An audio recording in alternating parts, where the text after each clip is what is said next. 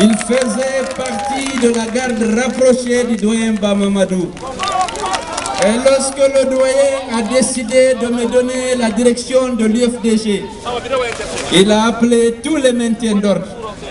Il leur a demandé de faire pour Cellou Dalein tout ce qu'ils ont voulu faire pour lui-même.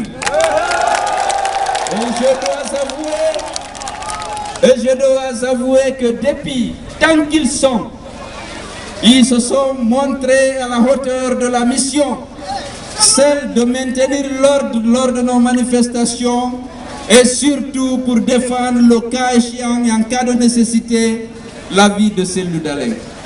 C'est des militants d'un genre particulier qui étaient prêts à mourir pour sauver la vie présidente de l'UFDG. Je voudrais ici lui exprimer à lui ma profonde gratitude pour cet engagement, pour cette loyauté dont il a fait preuve depuis 2007 lorsque le doyen Bamamadou a décidé de me céder la présidence de l'UFDG. Vous savez que la mort de Mamadou Saïdouba s'apparente à un crime. Oui, il s'agit d'un crime parce qu'il a souffert pendant près de 2 mois dans les geôles de Alpha Condé sans bénéficier de traitement. Malgré l'insistance de nos avocats, ils ont refusé de lui donner le traitement médical dont il a besoin.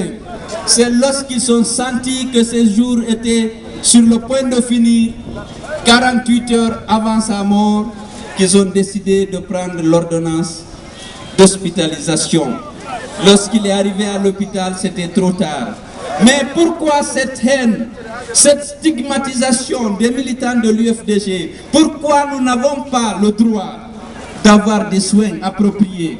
Pourquoi cette détention arbitraire de 20 militants de notre parti? Pourquoi cette stigmatisation? Pourquoi cette haine contre les gens de l'UFDG?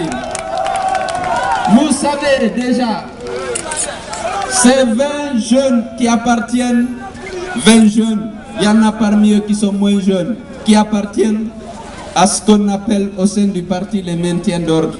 Ils sont détenus dans des conditions humaines, dans les prisons de Alpha Condé.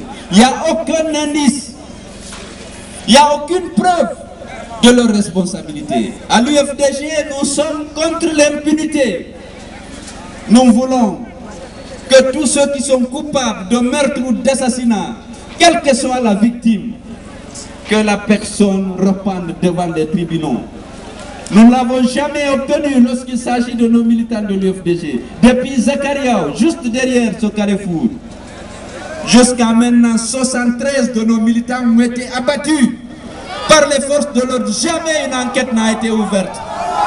Nous avons ici le carré réservé aux victimes de Alpha Condé. Ils sont plus de 60 enterrés ici. Jamais une enquête n'a été ouverte. Mais pourquoi? Nous sommes pourtant des Guinéens. Nous sommes pourtant des hommes et des femmes qui nous battons pour l'avènement dans notre société, d'une société démocratique, d'une société au sein de laquelle l'égalité des citoyens est assurée devant la loi. Une société au sein de laquelle la dignité de chaque citoyen, quelle que soit son appartenance politique, quelle que soit son appartenance ethnique, quelle que soit sa région d'origine, que sa dignité soit respectée.